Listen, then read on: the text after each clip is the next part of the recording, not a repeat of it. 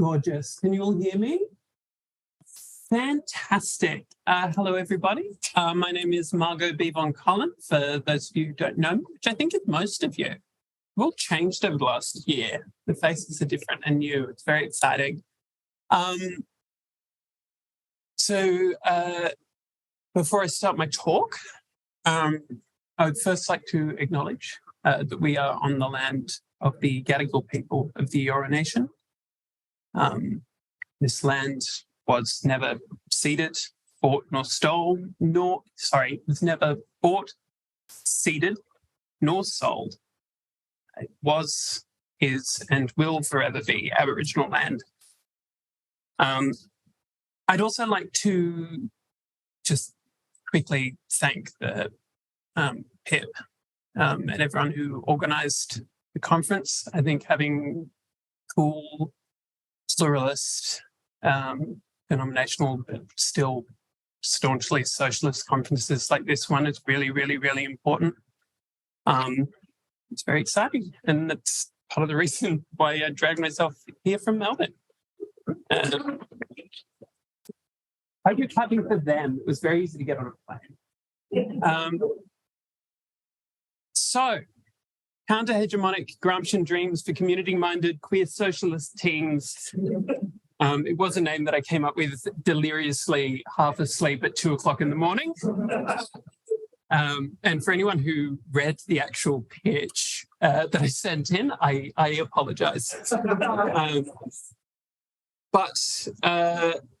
This is obviously quite theory heavy, but it is very important theory, I think. And I'm going to try and make this as fun as possible. And now that I've said the words out loud, I feel like a primary school teacher. But yeah, Gramsci. So obviously, we're going to be talking about Antonio Gramsci. He is one of my most favourite thinkers of all time. His analysis of capitalism, as well as the states and societies that reproduce it, and what prescriptions he was able to give before his untimely death for its eventual dismantlement, has a relevance to activists so vast as to rival just about any early Marxist thinker that you can think of. I think in a lot of ways, his relevance to people who, would consider themselves activists and organisers, Gramsci's importance probably rivals even Marx, for reasons that we will get into. But before we get into those reasons, I think it's really, really important that we first identify exactly which Gramsci we're talking about. So if that's going to work, here we go. Because there is more than one.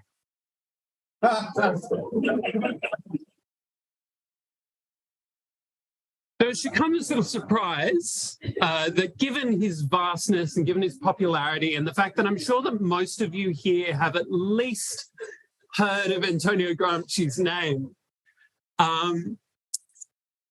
Gramsci's analyses of the functioning of capitalism have been widely misunderstood and often very poorly applied.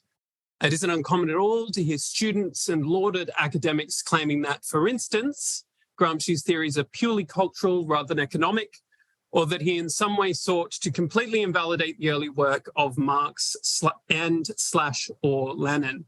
Now, neither could be further from the truth, but they nevertheless have entered into the realm of general assumed cultural knowledge, what Gramsci himself would have termed common sense. In part, this was because of the ideologically suspect Italian Euro-communists who argued incessantly and incorrectly that their parliamentary approach to revolution was in line with Gramsci's prescription of the long march through the institutions. You don't need to worry, I will explain it. In part, it was because of a long, insidious and ongoing anti-Marxian academic landscape initially spearheaded by the satanic work of this man,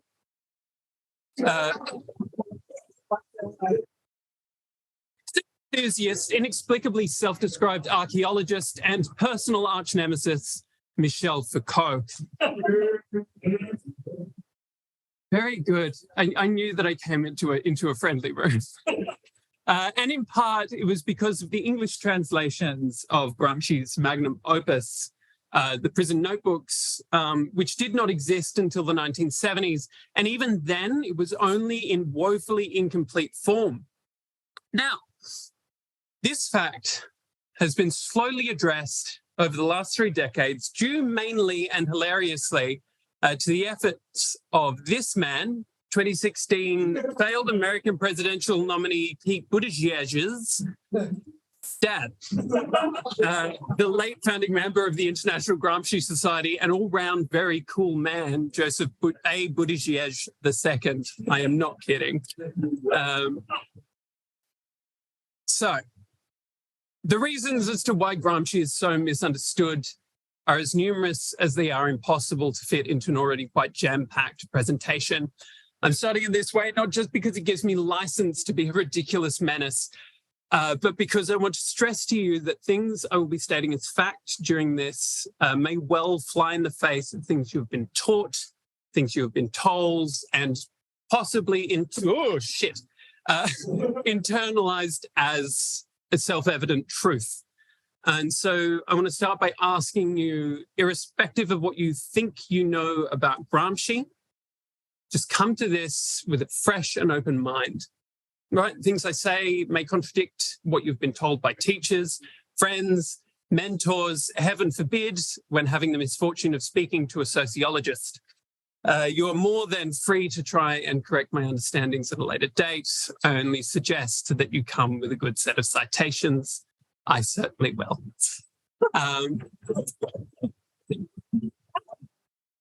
Cheeky menace. So at last, to Gramsci. So you all know where we're going. This is going to be separated into 3 sections, hopefully time permitting. And it looks like there will be time permitting based on how quickly I'm flying through this. There will be time for discussion and questions at the end. I don't know how much time has been allotted for this, but we'll work it out. I will not keep you. Don't stress. So we're going to start with a quick primer on the main themes in Gramsci's thought, particularly the ones that are very relevant to us as organisers and activists today. We're going to begin with his theories of civil society, political society, the state, and how this enables capitalism to survive crisis through what, how it enables them to survive crisis. This is really the core of his theory. Everything else kind of spirals out from there. From this, we're going to look at something that you're probably familiar with, possibly not with Gramsci's name attached necessarily, but we're going to be looking at his theory of cultural hegemony, and specifically how the state is able to entrench capitalism not simply through coercion, but specifically by creating the conditions whereby the proletariat actively consents to its own domination, which is really Gramsci's main contribution to Marxian theory, is this introduction of consent as well as an analysis of coercion. We'll then move on to how we can use these theories to understand the world as we see and live it, which is obviously important. You'll know the theory, then we'll look at how we apply it. In particular, I'll be drawing on the work of Australian academic and certified cool human Elizabeth Humphry in her theorizations of the collapse of the Australian labour movement in the 1980s and 1990s. Her book, How Labour Built Neoliberalism, was read by every second activist roughly 4 years ago. I'm not sure if that's still the case. It should be. I agree. I think everybody should read. I got it in my bag, and usually do. It's very... Yeah, it was. I think I'll bring that up later. But yes, she works here. And depending on time, we may touch on how we can see similar things play out for community-based struggles. Specifically, we'll look at the disability movements in Australia at the same period and how we can see that kind of these things extend outward from like explicit class relations, but still have a very distinctive class character. Finally, my favorite section in any presentation, and it is always present, what is to be done? So we've got the theory, we know how to apply it, and then we can talk about what we're going to do with it. We'll discuss prescriptions for how we can fight back against bourgeois hegemonic domination, the difference between bourgeois and proletarian intellectuals, the importance of successfully waging your wars of position before you even think about your wars of maneuver, and how ultimately we can only overthrow capitalism through the combined powers of friendship and being correct.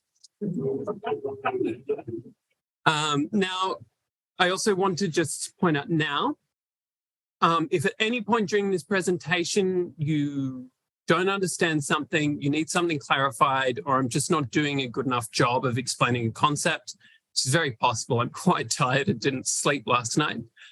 Please feel free to interrupt or stop me, and I will just give you that clarification. Fingers crossed, I've designed the progression well enough that this is all going to be additive. But it does mean that additive design means that you need to understand the stuff in the beginning to successfully comprehend the stuff at the end. Yeah? Beautiful, fantastic, lovely, sensational. So, Gramsci. So this is the primer section. A little historical context to Gramsci, because it's important. He writes most of his most important work while he's imprisoned in fascist Italy by the Mussolini regime between 1926 and 1937. This isn't like something that I mentioned because like it's cool or whatever. It's really, really, really important to keep in mind that his work was, above everything else, dedicated to understanding why it was that fascism was able to emerge, why large swathes of the Italian people were so willing to live under it, and how he could imagine socialists going about seeing it overthrown. This is a large part of why, despite having a great deal of respect and time for Lenin and the Bolsheviks, etc., he chastised a lot of Western European Marxists for their preoccupation with the Russian Revolution, because he saw it as completely the conditions that generated the Russian Revolution were completely different to those in a country where capitalism was already established. And that was his work. So let's talk about those conditions, right? So Russia in 1917 was a country it had not adequately industrialized and couldn't qualify satisfactorily as a capitalist state in the first place, right? It's completely different to the industrialized powers of Europe during the interwar period. Different circumstances require new analysis, new tactics, and specifically a keen appreciation of the ability for pre-established capitalism to sustain crisis, because that's crucial. The fact that shit can hit the fan, but unlike a lot of other class configurations in the past, that does not spell doom, and in fact, in a lot of instances, just serves to make capitalism stronger. And that it's the fact that he analyzed that makes it so relevant, his work specifically so relevant to us. So Gramsci's work is centered around the relationship between civil society and the state. That is its core. So that's where we're going to start in this primer. These terms, this is going to seem like I'm going way back in time for no reason, but you just need to bear with me. I'm not going to mention Gramsci for a bit. But these terms have their origin in Enlightenment philosophy, right? 17th, 18th century thinkers like Locke, and critically for our purposes, because it's who all the early Marxists are obsessed with, Hegel. These philosophers existed at a time of upheaval as well, specifically the slow collapse of feudalism, the emergence and transition to capitalism. And so their philosophy reflects this.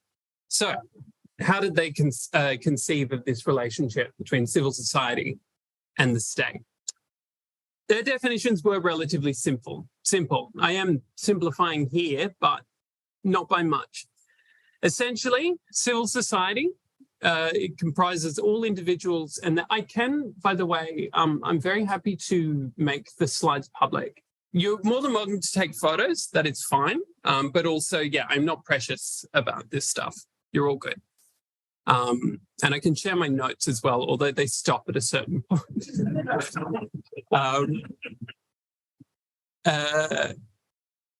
Yeah, so essentially, civil society comprises all individuals and their actions outside of the state. It's about as simple of a definition as you can get. Civil society is everything that isn't the state. The state is everything else. Specifically, it's comprised of the state apparatus and the individuals who come out of civil society to fulfill a role within the state. The legislature, the courts, police officers, so on. The state acts as a mechanism by which the freedoms of its constituents are limited. That's important to note. And the Enlightenment philosophers thought this was a good thing. You know, the classic case that any political philosophy lecturer will give you is, you know, the state makes murder and assault illegal so that people can live their lives free from the fear of being murdered or assaulted, right? That's a very simple explanation, but essentially by limiting what you can do, in theory, it should result in people being more free rather than less. The limitations on these freedoms are done by the coercive arms of the state, collectively called political society, often, not always in this period. But anyway. And then, yes, so the relationship between civil society and the state is specifically going in the direction from civil society to the state is mediated by the legislature, which is the elected representatives that form a government. Civil society's role specifically is to act as a limitation on what the state can do, because the state requires legitimacy to be able to govern. I feel like that was wordier than... That's all right. What happened? Okay, so yes, state coercively enforces limitations on freedoms. Civil society legitimates the state, or alternatively withdraws that legitimacy, and by withdrawing that legitimacy, the state doesn't necessarily collapse, but is replaced, which you see a lot during this period with revolution, for instance, but even just through the election of a new government. That's how we can understand legitimation happening.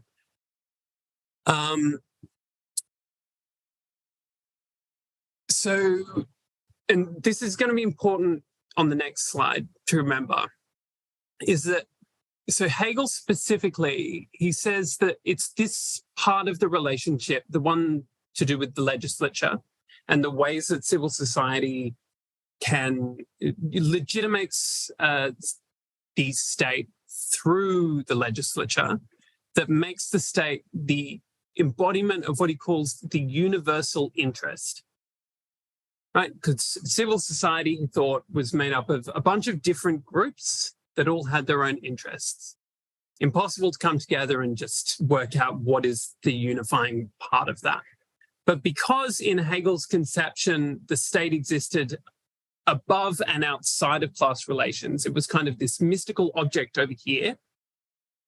The state could gain the insight from the legislature of what all of the interests of those different interest groups were, and through that would kind of collate everything together and work out what the universal interest was. Like, once you kind of pass it all through, what is like the perfect thing to do for everyone in society based on what is being legitimated. Does that make sense? Are we all good? Okay.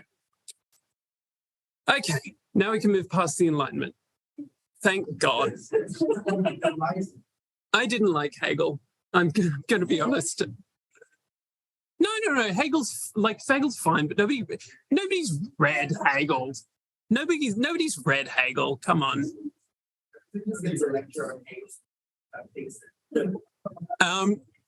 So we're talking about Marx now, because Marx too, believe it or not, also had a crack at political philosophy.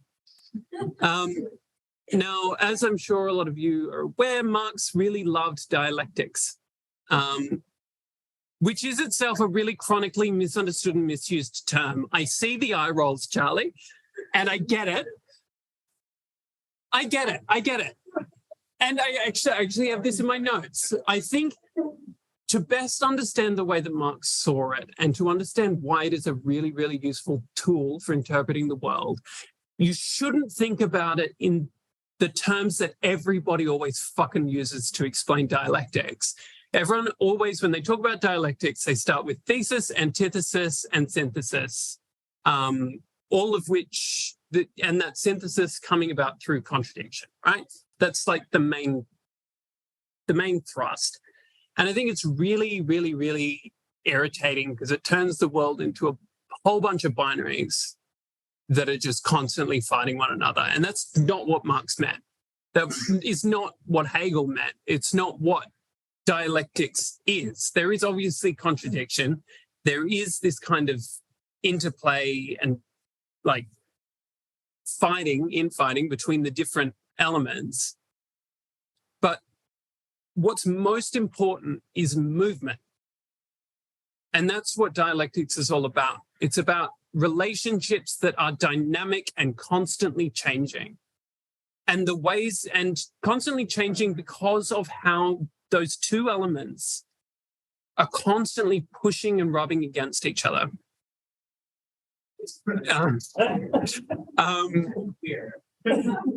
Sure, but like, you know, it's never, you know, when you think about things in terms of antithesis and thesis and contradiction, you just envisage it as one cataclysmic boom. And it's not what it's like at all. It's this constant ongoing process that doesn't end until another process takes over. And that is how society works. And so, like, I've given an example here because there's actually not a lot in terms of like the base definitions of civil society and the state that changes enough for it to be worth noting here. But one point that I've noted right down there, so far low down that a lot of you probably can't see it. But so whereas in the previous definition, civil society was kind of all of the individuals outside of the state, Marx specifically defines civil society as the individuals outside of the state apparatus engaging in economic activity, which is so minor and yet so huge because it's suddenly you are defining civil society not as a bunch of things, but it's a process and like a bunch of processes happening everywhere all at once. And it is civil society emerges, it only exists while these parts are all moving. If no one was engaging in economic activity, if economic activity stopped tomorrow, there would be no civil society, according to Marx, because it needs that movement. So given the fact that what he cares about is dynamics, movements, and relationships, we might imagine that what he had the most contribution to make in terms of this model is the actual relationship between the two parts. This is a correct assumption, so well done. And for anyone who is familiar with Marx, the way he categorized this relationship should come as no surprise. Hang on, I hope there is. That's it. Yes, it's there.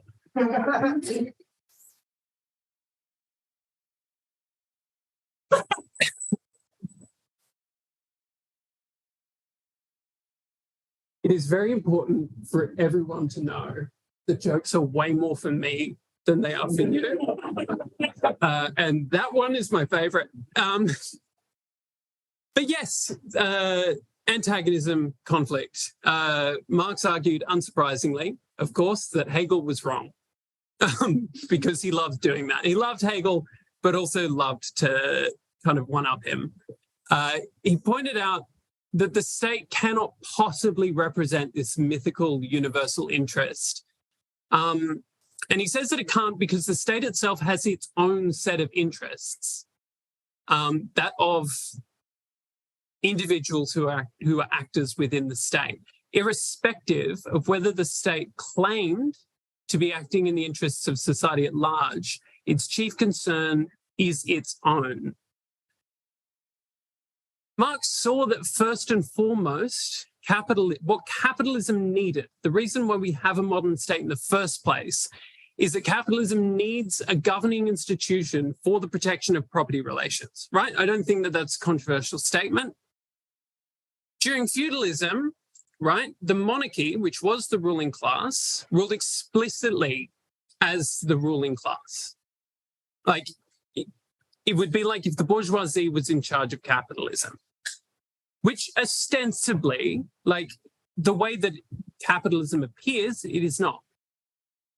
In feudalism, the monarchy is the ruling class and also was in charge very clearly. So because it was very clearly in charge and it was a class in of itself, its interest, the interest of the monarchy, was completely contrary. It was in conflict with the needs of the bourgeoisie, which was this governing body that would protect private property for the capitalists. So as a result, the monarchy was completely ill-suited.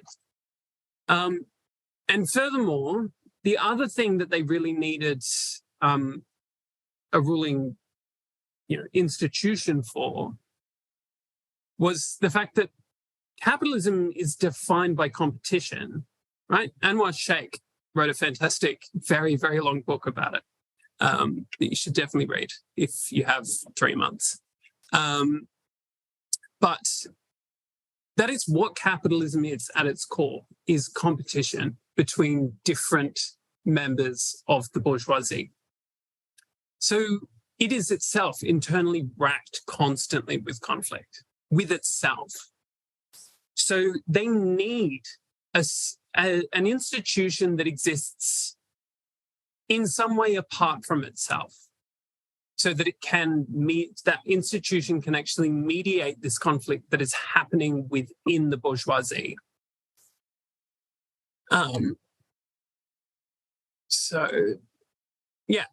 So protects property relations, mediates conflict because of competition. And the modern capitalist state emerges as that institution.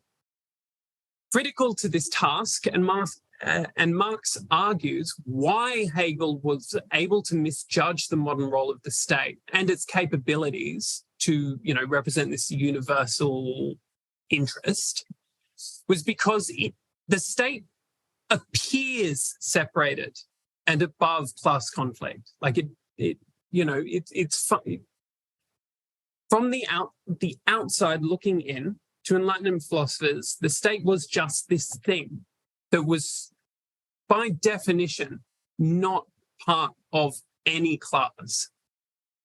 The interest of the state, however, is towards itself, and specifically towards its own reproduction. The state wants the state to survive.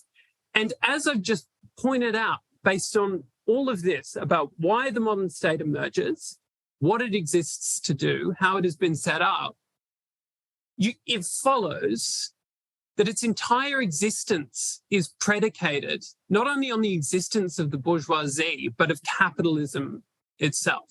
That is what the state is designed for. So the state can't represent the proletariat in any meaningful way.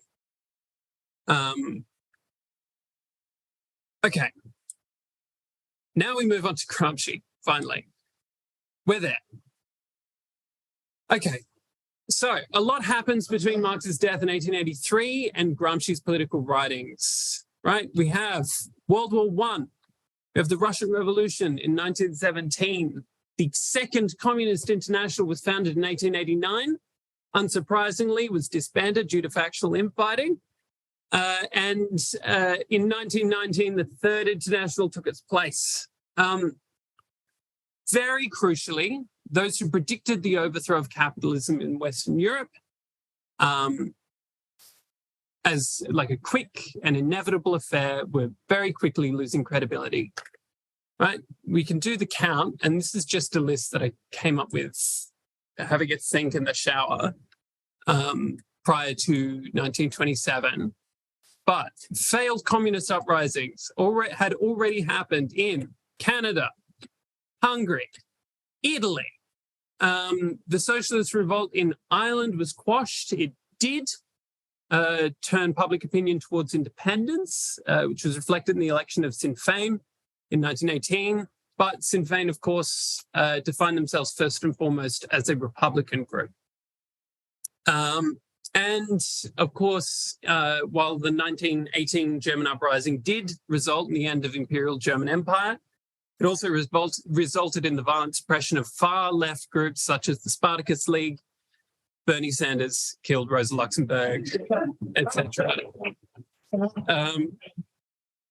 And most relevant for Gramsci, there was a big Mussolini-shaped hole in the picture of the state that Marx had painted. To be clear, and this is important to remember, Gramsci is not saying that Marx is wrong. Mostly he's saying that a lot of his contemporary Marxists are wrong. But in terms of Marx, his goal was additive. He thought the Marxist theory of the state was incomplete because, well, we'll get to why. So, I didn't realize that I'd copied the sound. This is the image from before, right? So the relationship between civil society and the state, according to Marx, is depicted as entirely antagonistic, right? The state's toolbox for maintaining itself in the face of dissent is described as entirely coercive. But the question then arises, why were so many Italians not only enabling, but rejoicing in the political rise of a fascist dictator? Something else was clearly happening, right? And here's where my notes end. So, cool. Okay, so we still have civil society and the state. That's our starting point. But we can see that clearly there is still this coercion, right? Fascists love coercion. But also we can see that there is this whole area in which the state and civil society are interacting on this level of consent. Somehow the state is generating consent within civil society. Civil society is giving or withdrawing consent for the state. And that's what we need to theorize, right? But this picture is just, it's incomplete, right? How do these processes take place, right? How is this relationship maintained? What are the actual contours of how? You don't need to read the bottom of it. It's fine. I'm sorry. I would have moved everything up way higher. But yeah, so Gramsci comes up with a very cool theory, the integral state. So we have the state apparatus, right? The state is actually in two parts in Gramsci's theory. You have the state apparatus, and then you have political society within the state apparatus. So we have this separation of the two, whereas before it was kind of just the state. Now we've got political society, which a lot of people will talk about as like the coercive arm of the state. Other people will just talk about as like the actual individuals and the things that they do. Either kind of works, I guess. But where is civil society? There. Yeah.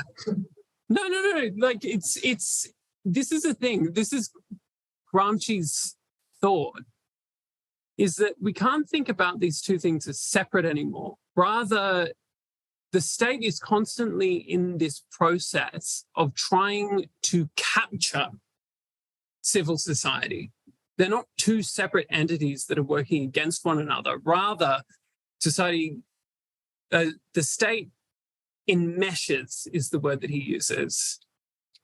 So we still have coercion going on, right? And that is coming directly from political society. But we've also got, this process of enwrapment where it is kind of slowly coming around and growing around civil society. I know that I'm using a lot of like weird and wacky words right now. This will make sense in a minute. Shaping and wrapping.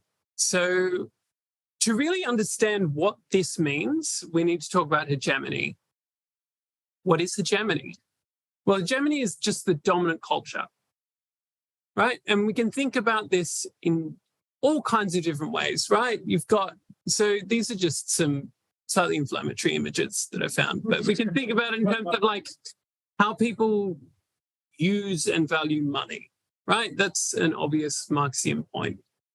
We've got the political system and what people expect of the political system. Definitions of what is democracy have changed 1,000,001 times, and it's precisely because of the dominant culture changing. What is okay to show to people of certain ages in films is part of culture. Nationalism, obviously, gender, sexuality. This is because I know that it was in one of the more deranged things that was in my pitch was the our flag means death thing. If anyone saw that on Instagram, this is where that would have gone. But yeah, so hegemony is basically at any one time what the dominant culture is. And it is also the process by which that dominant culture is maintained, specifically by the state.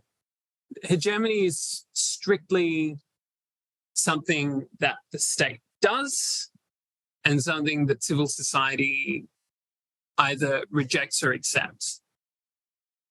And this is where we see this consent happening. Counter-hegemony efforts to subvert the dominant culture, which again is that pushing back.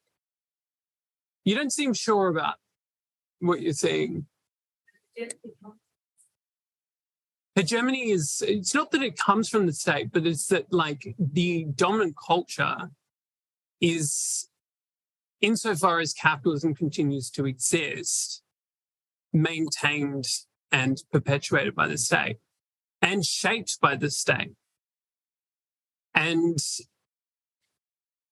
civil society exists as the way that civil society can react to that is like pushing back against the dominant culture, which counter hegemony. That is how like the civil society can go about changing what hegemonic ideas there are. Still not quite there. That's fine. That's fine. Well, no. It's not like I'm not saying that the only people who can affect hegemony is the state. I'm saying that in terms of hegemony being the dominant culture is the culture that is perpetuated by the state. And that can be pushed back upon by civil society. And in that way, civil society can change what the dominant culture is. But it's a process. Like again, like if we're thinking about this as like an ongoing, changing, dynamic relationship, I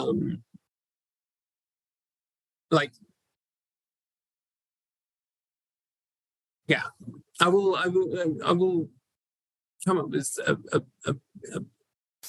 we'll move on. Have I got the same slide again? Yeah. Okay. Okay, so yeah, so we think again to this idea of like enwrapment and this growth and enwrapping that's happening. And we can think about this in the shaping and enwrapping were the words that I used. Thank you, slide. But we can rethink these words now, specifically this purple bit. This purple bit is hegemony, because that's the consent part, right? So what is shaping and enwrapping insofar as, and I've copied everything again. I thought that I just had this single image. So instead of shaping and enwrapping,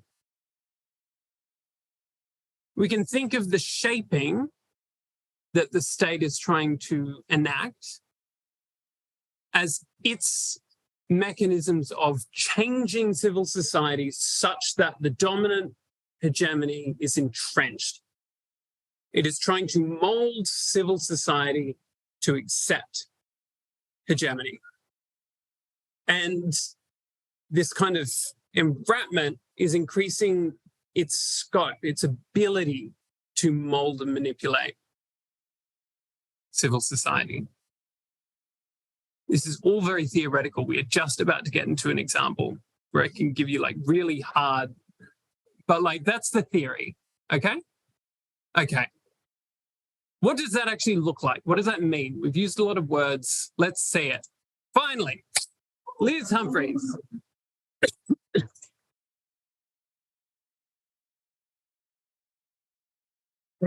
Liz Humphreys. Our Labour Built Neoliberalism. We have so little time. Australia is called the Labour Movement Neoliberal Project. So, context. We're speeding through this.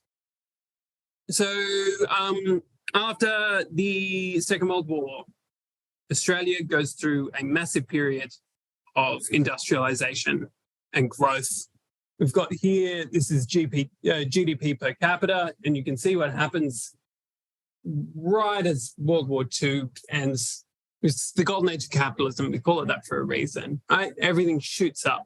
And you can see too, like the massive spike in foreign investment that happens right smack bang 45, 46, 47, in no small part because of kind of this holdover from, you know, the idea of Australia as being the last stopping point of this whole red octopus that was apparently going to climb down Asia.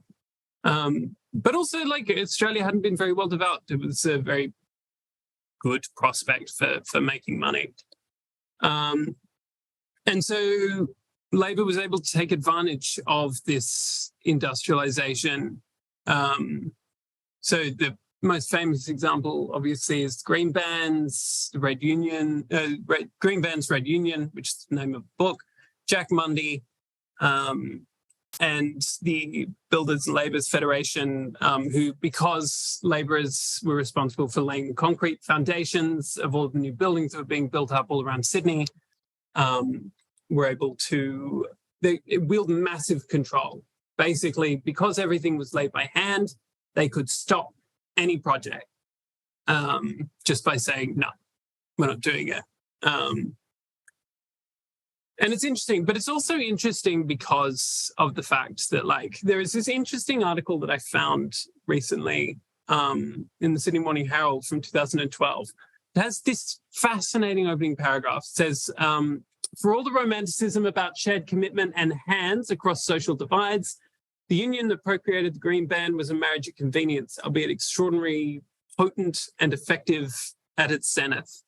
And I think that's a really interesting way to think about, like, I know it's Sydney Morning Herald, but it is a very interesting way to think about that period, because in a lot of ways, like, you think about why it was that there was so much public support initially around the Green Bands. It's all of those places in, like, the, you know, in Sydney that we now associate with rich fucks, right? Genuinely, like, these days, you go around, like, the middle of Sydney And if you see like massive amounts of trees and water and all of this preserved heritage, chances are the houses there are like well into the 7 digits.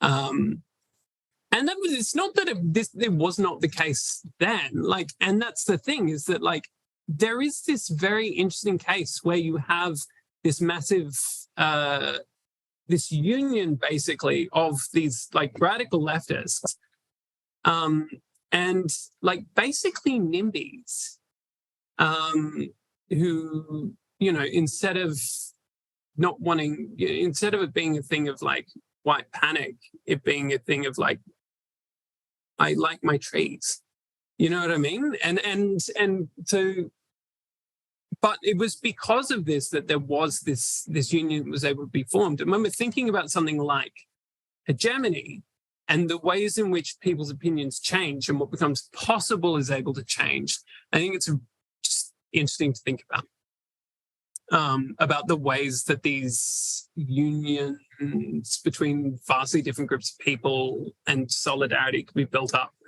over fucking weird things. And it was delightful because it was hugely successful. So during this period, the union movement has, you know, is doing really, really well for itself. You can see, Australian wage share. So you can see it going up and up and up. Percentage of factor cost just means basically how much money does it cost to make a thing, how much of that money was going to the employee, right? You can see, but that's obviously a problem for the capitalists. But also it becomes, and this is where they get us, right?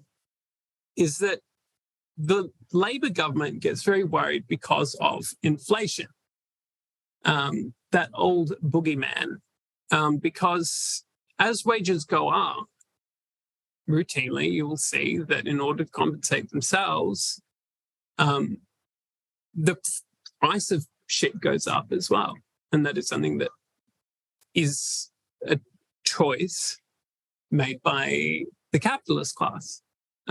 Yes, it is to recoup lost profits, but it is as much like a mechanism of direct, you know, class power that they exercise is this. So the ALP wants to solve the problem, right? The first attempt was Gough Whitlam. We all know what happened to him. And in large part that in large part his dismissal and the fact specifically that the ALP was not able to get in the following election was down to the fact that he had lost the support of, in large part, lost like a lot of, it's not that the union movement wasn't voting for him, but specifically it was that huge mobilization that the Whitlam government had in 1972 was not there anymore because the enthusiasm wasn't there anymore. And that's like, I mean, again, read Humphrey's book. It's in there. Looking through all of the stats, and she goes through a lot of things. And she goes through the Fraser government as well. All you need to do, yes, darling. It was also another thing that happened during when he was out is there were a bunch of unions that were like, we actually wanted that to win. We wanted to say that like there should be a socialist government in power. And Gough Whitlam actually told them that. He was happy to like, he as you know, the leader of the state in hoping to recreate the state, was like, actually we don't want unions as part of civil society. Yeah. Yes. And obviously that changes by the next period that we're going to talk about, the second attempt, which is the Prices and Incomes Accord. Well, and this is the interesting thing though, and this is what the book is about, because obviously I'm sure if you haven't read the book, you would have noticed the interesting implications about the particular spelling of Labour in the title, how Labour built neoliberalism. And that's what we're going to talk about, is how the Labour movement, in a lot of ways, consented to not only its own loss of power, but also the entrenchment of neoliberal politics in Australia. So, what happened in the Price and Incomes Accord? What were they? So the unions agreed that they would essentially restrict their campaigning via wages. That kind of was extended. This is when they started to forgo the right to strike. I don't think I have the graph in here about strike days, but it's quite staggering, the ways that it changed over this period. But in return, they were given the promise by the ALP that the government would minimise inflation and maintain standards of living. And this is important too, the top one. The only parties to the Accords were the ALP and the union movement. Employers were not part of it. It was just a conversation between the state, political society, and the unions, who were staunchly part of civil society. We can see the ALP bringing the union movement into this enwrapping process that I was talking about. So, on the one hand, this is when we got Medicare, which is cool. So we got, that. On the other,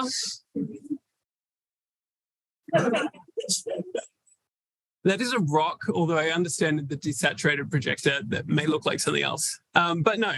On the other, we start to see these things coming up that I was talking about before. This idea of the state slowly enwrapping civil society, and civil society giving away power consensually, agreeing to it. No. And then the outcome. So I actually took these photos from the book and then just pasted them in. But we've got, so this is the total Labour share of national income. So if you think of incomes, obviously the bosses make an income.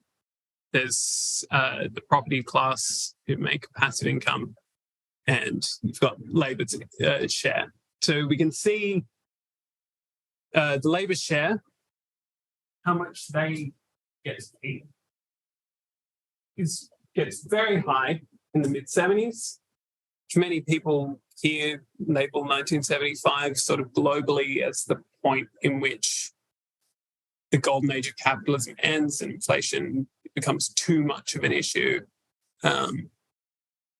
This is all very loose. I'm not being super over specific with my details, but then we can see it sort of start to strip away, come back a little bit, and then here where the Accords hit, which is roughly here, I think it was the end of 82 that Hawke got in, or the end of 81. Anyway, it's all downhill from there. And this graph goes up to 2002. So this is a 20-year span. And this is the change that you see in the previous, 16 years. Like you can see up and down, like it's moving. And here the state has successfully managed to control the Labour share of income because it's not moving, and in a bad way for us. And then we see here the real total compensation per employee in Australia, and this is where we start thinking about the relationship between inflation and wages. If inflation is minimised at the same level as if wages are growing at the same rate as inflation, that real total compensation basically shouldn't change. Because we're talking about this in real terms, which just means like it's all pegged to the same value, basically. And we can see what happens is it's just after same year, I think, sort of 82 period, it just flattens out. And these are all the different deciles. These deciles, 10, top, the 10th, 50th, 90th, bottom. So it's quite staggering. Like you can see, it's 1960, it's going right up, it's in line. Real compensation isn't changing. And it plateaus. So again, the bosses weren't present. Workers gave up mechanisms of power that had sustained them for decades. They weren't coerced and entered into and maintained the agreement willingly. So again, we see these elements at play. The only one that we don't really see is coercion. And coercion really starts coming in later because you start seeing the reemergence of some strike actions in the 90s and the state comes down on them like a fucking pile of bricks. And there's nothing they can do about it. And you look at the strike actions that are taking place before the Accords, it's a very, very, very different story. We do not have time for this, unfortunately. What is to be done? Lenin. Okay, fuck me. Okay. It is 6 o'clock. It's almost 6 o'clock. I have 3 minutes. Okay. What was the position? What was the maneuver? This is the important bit. It took so much time. So it's important to note that this is very theoretically contentious. Gramsci, like all good Marxists, died before he finished his book. So what are they? What's the position? What's the maneuver? So we're starting with the Russia situation. According to Gramsci, obviously Russia was a different beast. There was no mechanism that existed for capitalist hegemonic domination. So hegemonic domination can't occur if there isn't like a well-formed capitalist state. So the Bolsheviks didn't have to fight the culture wars. There was no hegemonic struggle. It was only what he calls a war of maneuver, which was the revolution. And it was easy.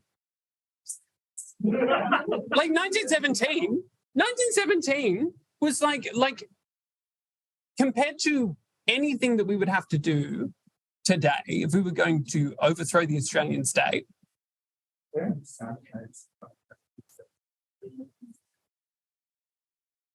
So, under capitalism, what's the difference? So under established capitalism, the fight for hegemony is way more important than the actual fight of the revolutionary moment. Some people read Gramsci and they say that he thinks that there is no fight of maneuver, there is no war of maneuver. It's literally all hegemonic.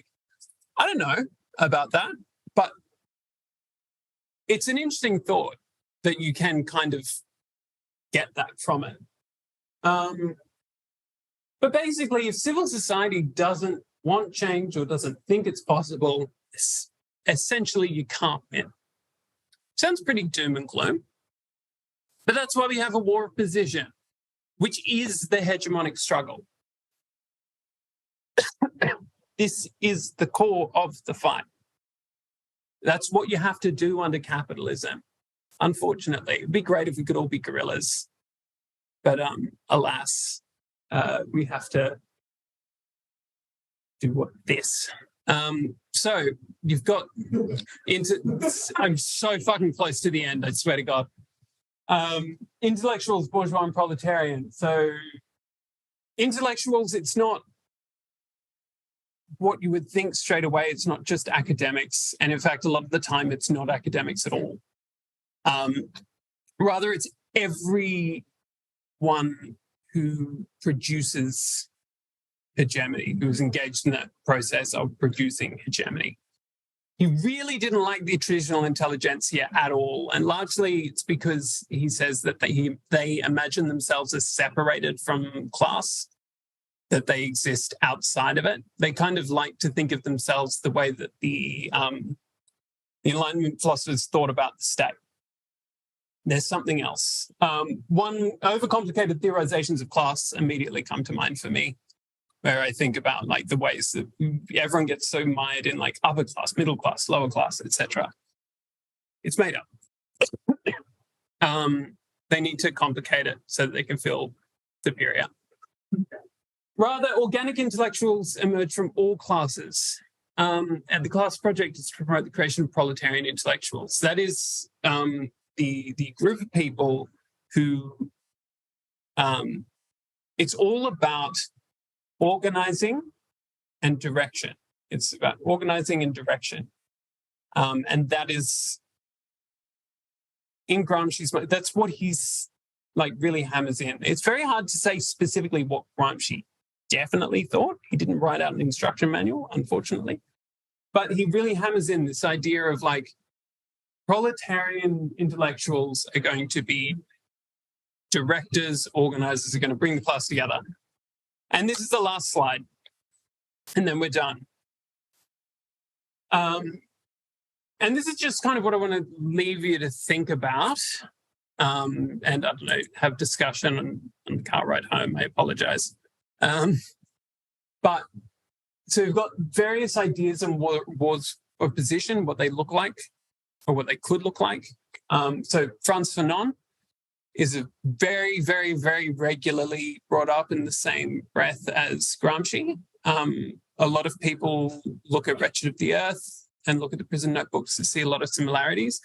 And in fact, the ways that Fanon describes sort of revolution in subaltern states, interesting use of words, because subaltern is a word that Gramsci uses a lot.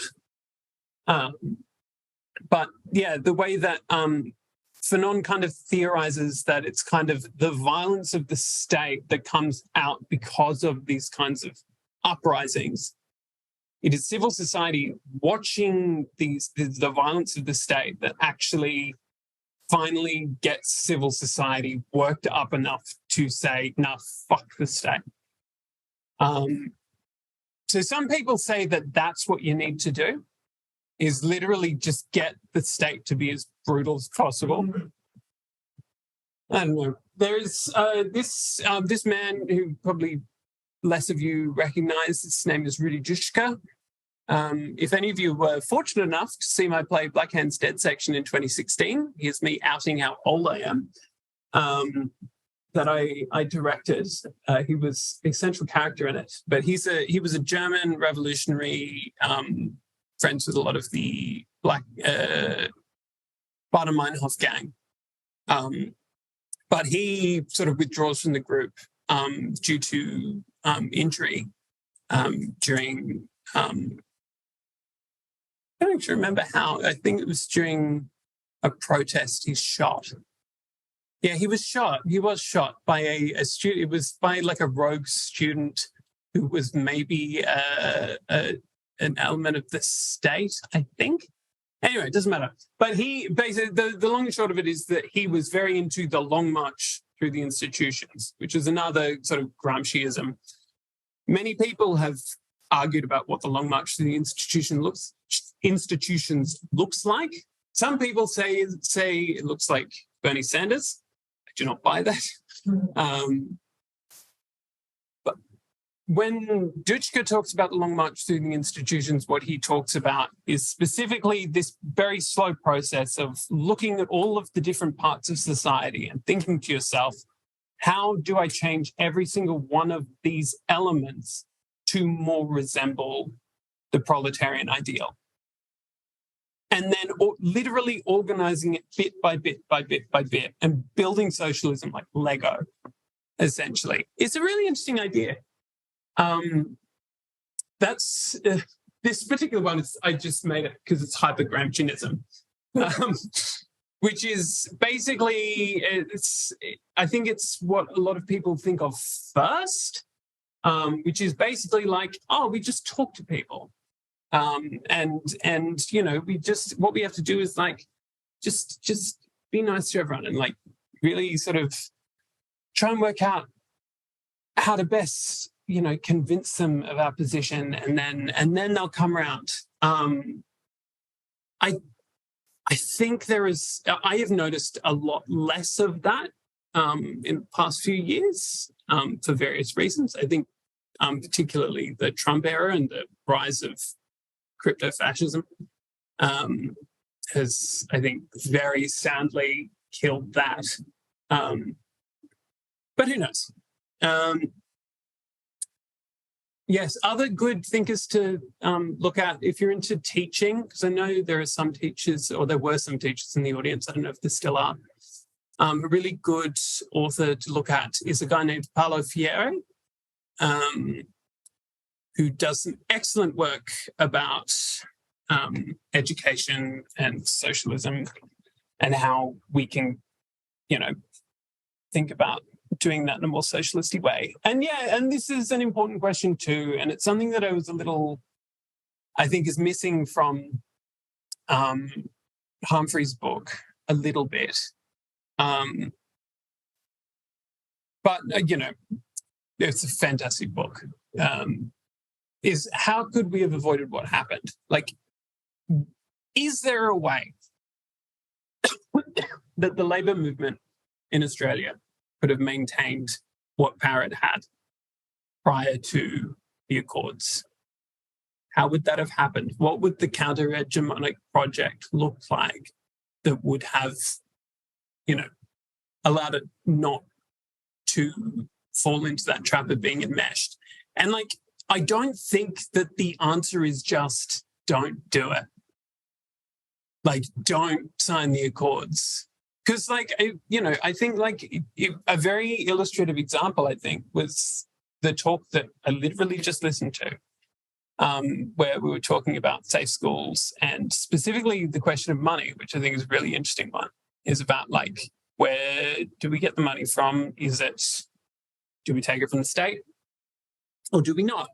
And it's an interesting question because in a lot of ways you need money.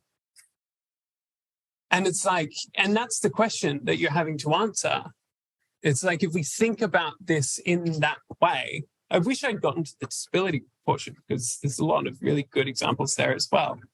But if we don't accept this enmeshment by the state, what do we do instead? What do we do instead of accepting healthcare? What do we do instead of accepting the NDIS? How do we sustain ourselves? And it's a tricky question. I think, social connections, potentially part of the, community, potentially part of the answer. I think, but also I don't know. Because if I did, we'd be doing it. Probably. Anyway, that's the presentation.